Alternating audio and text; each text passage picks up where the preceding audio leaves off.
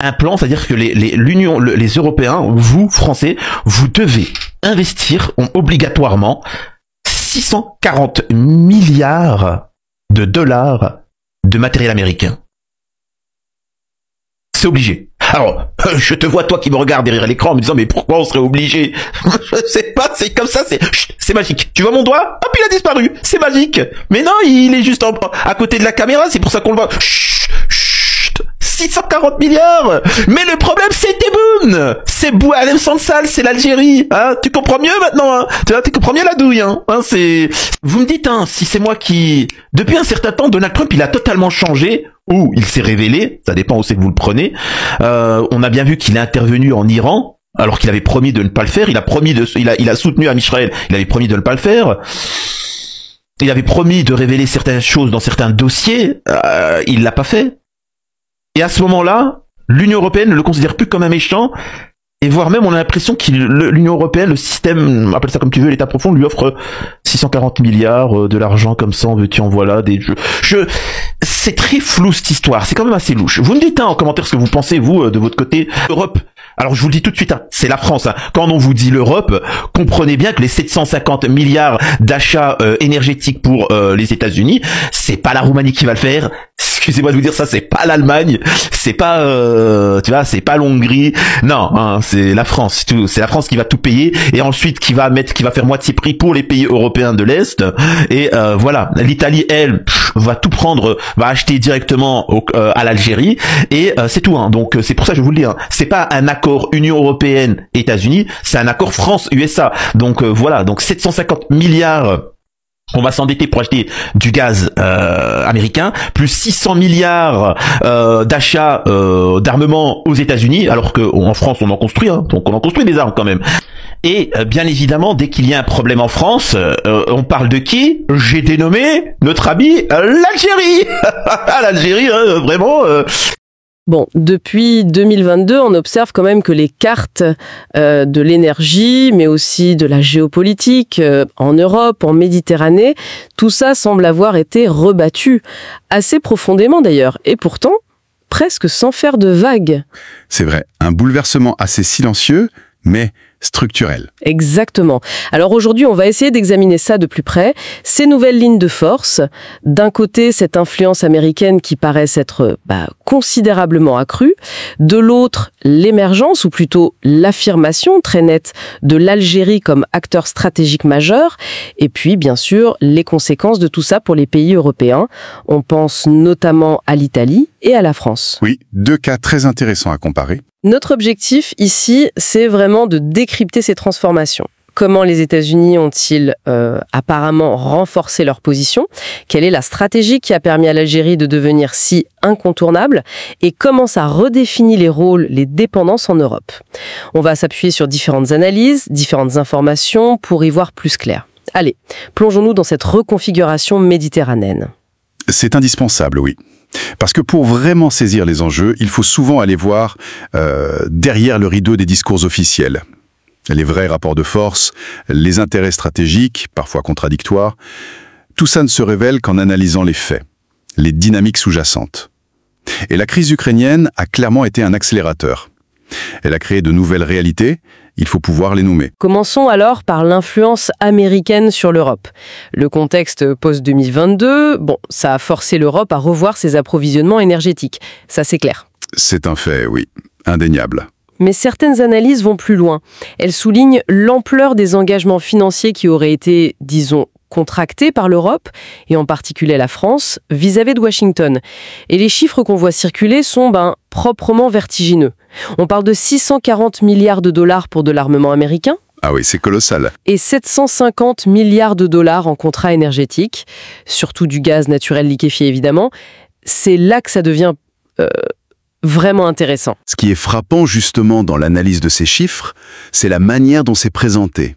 Ce n'est pas décrit comme un choix souverain, mûrement réfléchi par l'Europe pour sa sécurité énergétique, mais plutôt comme une sorte d'obligation, une contrainte presque, difficilement négociable en tout cas. Une obligation, carrément. Les termes employés, oui, suggèrent un glissement. On passerait d'un partenariat transatlantique, terme historiquement valorisé, Mmh. a une dynamique qui ressemblerait plus à une forme de domination économique et stratégique, une dépendance accrue en somme. Et l'Europe se retrouverait liée par des contrats très longs, c'est ça? C'est l'idée. Des contrats de très long terme qui potentiellement limitent sa marge de manœuvre pour l'avenir. Et cette analyse suggère que la France, elle, porterait un fardeau disproportionné dans cet arrangement. Pourquoi spécifiquement la France? L'interprétation qui est avancée met le doigt sur plusieurs facteurs possibles. Bon, historiquement, la France a souvent eu une position un peu différente, à part dans l'Alliance Atlantique. Plus indépendante parfois? Oui, la fameuse exception française. Voilà. Et il est suggéré que dans ce contexte de crise aiguë, cette position aurait pu la rendre, paradoxalement, plus exposée. Plus exposée à des pressions pour, disons, rentrer dans le rang. Peut-être via des conditions contractuelles particulièrement lourdes. Donc moins de flexibilité pour négocier? C'est une hypothèse.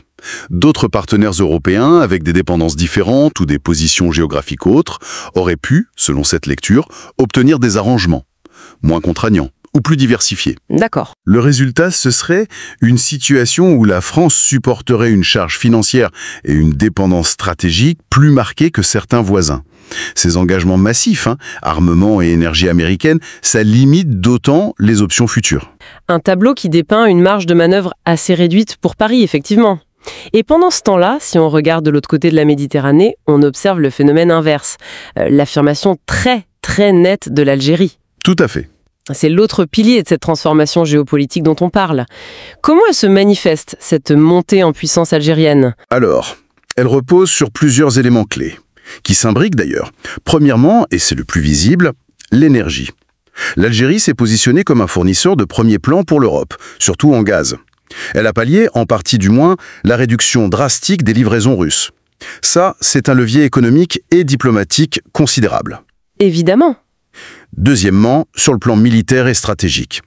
Alger maintient son partenariat historique avec Moscou, pour ses équipements notamment, mais en même temps elle développe ses propres capacités de défense, ce qui lui donne une posture de dissuasion régionale assez crédible.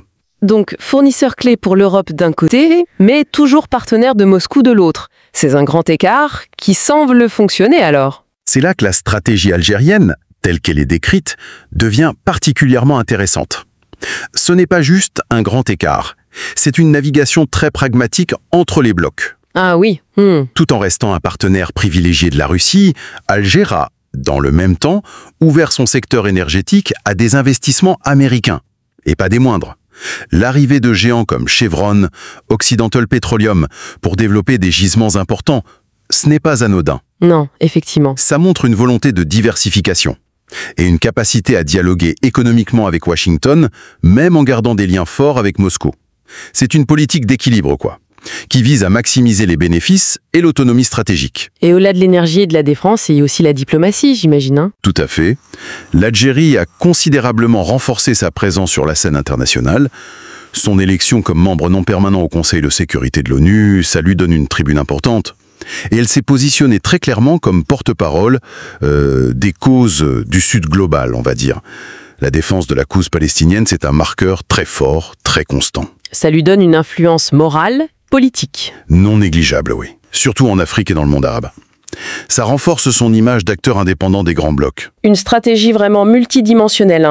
Énergie, défense, diplomatie, équilibre entre les puissances. D'accord. Alors, décortiquons ça encore un peu.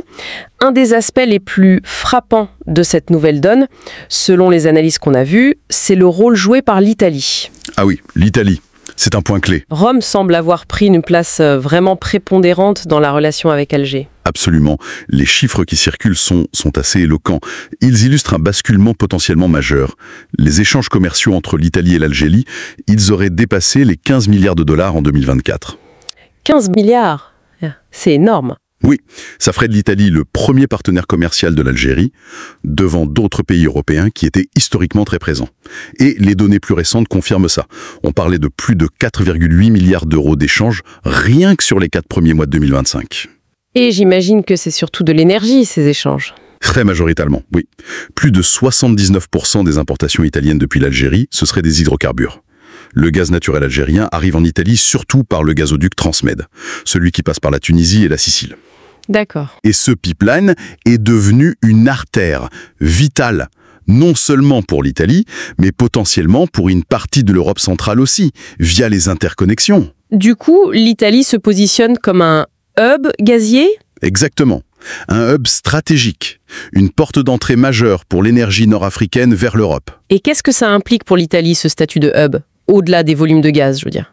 Ça lui donne un poids géopolitique et économique accru, au sein de l'Union européenne notamment. Elle devient un acteur incontournable pour la sécurité énergétique du continent. Ça lui donne un levier de négociation. Potentiellement plus important, oui, sur l'énergie, mais peut-être sur d'autres dossiers aussi. C'est probable. Elle tire un avantage direct, bien sûr, en sécurisant son propre approvisionnement, mais aussi en se positionnant comme pays de transit essentiel. Et cette situation, elle contraste fortement, d'après ses analyses, avec le rôle qui semble décliner pour d'autres, comme la France par exemple. La France qui était pourtant un partenaire historique majeur de l'Algérie. Historiquement, oui, mais dans le dialogue énergétique direct actuel avec Alger, elle semble moins centrale que l'Italie. Ce qui nous remène justement à la situation française, dépeinte comme complexe, voire délicate, prise d'un côté par ce qui est présenté comme une dépendance accrue vis-à-vis des États-Unis, et de l'autre par cette affirmation de l'Algérie qui, sur le plan énergétique en tout cas, traite désormais en priorité avec l'Italie. C'est un peu l'image d'une prise en étau, oui. Et face à cette double contrainte, une interprétation suggère qu'on voit émerger une rhétorique particulière en France. C'est ce qu'on pourrait appeler l'hypothèse de l'ennemi fabriqué, ou du moins du problème désigné.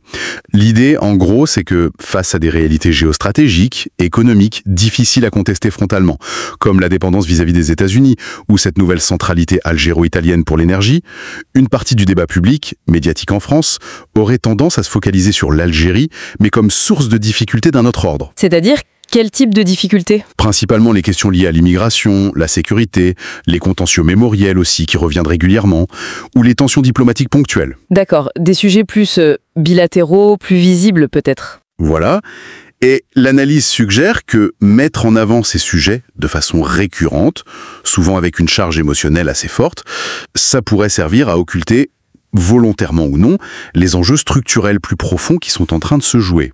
Comme la perte d'influence économique, énergétique en Méditerranée, ou les contraintes des alliances transatlantiques ? Exactement. En somme, focaliser sur des irritants bilatéraux, ça permettrait peut-être d'éviter un débat public sur les grands choix stratégiques et leurs conséquences réelles. Une sorte d'écran de fumée pour masquer des transformations moins avouables ou plus difficiles à gérer politiquement ? C'est le cœur de cette interprétation, oui, et souligne une dissonance qui serait assez frappante. D'un côté, un discours public en France qui présenterait souvent l'Algérie sous un jour problématique, voire menaçant parfois, et de l'autre, la réalité géostratégique qu'on vient de décrire. Un acteur algérien devenu absolument crucial pour la stabilité énergétique d'une partie de l'Europe, et partenaire économique et énergétique de premier plan pour l'Italie, qui est quand même un voisin et un partenaire majeur de la France dans l'UE. Ce décalage interroge, c'est sûr, sur la perception des réalités internationales et sur les narratifs qu'on propose à l'opinion. Précisément. Bon, alors si on essaye de rassembler un peu les pièces du puzzle, qu'est-ce que tout ça signifie concrètement ? Ce que ces analyses décrivent, ce n'est pas juste une petite fluctuation, c'est une reconfiguration profonde, durable. D'une part, on aurait une influence américaine sur l'Europe qui se serait considérablement renforcée, via ses engagements massifs dans la défense, l'énergie, liant l'Europe pour des décennies. Ça, c'est un point. C'est un point majeur, oui. D'autre part, l'Algérie qui s'impose comme une puissance régionale pivot, capable de jouer sur plusieurs tableaux, on l'a vu, entre Moscou et Washington, et qui tire parti de la crise énergétique européenne. Exactement. Et au milieu de ce jeu, on voit l'Italie qui capitalise sur la situation. Elle devient le partenaire principal de l'Algérie, un corridor énergétique essentiel pour l'Europe, ce qui renforce sa position stratégique. Tandis que la France, selon cette même lecture, apparaîtrait en position de perte relative d'influence dans ce nouveau schéma méditerranéen, potentiellement contrainte par ses engagements transatlantiques d'un côté et distancée dans la relation énergétique avec Alger de l'autre. Et ce qui est important de souligner, c'est le caractère structurel de ces évolutions. Ce n'est pas de la conjoncture passagère, c'est une redéfinition des rapports de force, des interdépendances pour les années à venir. L'analyse insiste vraiment là-dessus, Ce ne sont pas des changements cosmétiques, c'est profond. Tout à fait. L'affirmation de l'Algérie comme acteur incontournable, capable de définir ses propres termes. C'est présenté comme un fait géopolitique majeur et durable. Elle a les ressources, la position géographique, la stratégie diplomatique pour peser. Et le contraste qui est souligné, c'est celui d'une opinion publique française qui serait, toujours selon cette perspective, en partie orientée vers des débats sur les problèmes posés par l'Algérie. Pendant que sur le terrain, les véritables plaques tectoniques de la géopolitique et de l'énergie en Méditerranée ont bougé. Significativement, redessinant les flux, les influences, les dépendances, peut-être au détriment de certains intérêts français plus traditionnels. En conclusion, on peut dire que la carte du pouvoir, de l'énergie, de l'influence en Méditerranée et en Europe est bel et bien en train d'être redessinée, sous nos yeux. Oui, une nouvelle géographie émerge. Façonnée par l'ombre portée de la stratégie américaine, par l'habileté régionale de l'Algérie et par les choix pragmatiques de l'Italie. Et ça nous laisse avec une interrogation fondamentale pour l'avenir, qui va un peu au-delà de cette analyse immédiate. Dans cette nouvelle configuration où l'Algérie joue un rôle si central, naviguant avec cette agilité entre Washington, Moscou, l'Europe, tout en étant un acteur clé pour l'énergie, mais aussi un voisin influent de la zone sahélienne si instable. Comment cette centralité renouvelée de l'Algérie pourrait-elle impacter les équilibres futurs au Maghreb même, et plus largement, la stabilité, les dynamiques de pouvoir dans toute la région sahélo-saharienne? C'est une question ouverte, effectivement. Dont la réponse dessinera sans doute une partie du paysage géopolitique de demain. Une réflexion qui méritera certainement d'être approfondie. Notre exploration de ces nouvelles lignes de force euro-méditerranéennes s'achève ici pour aujourd'hui. Merci de nous avoir suivis.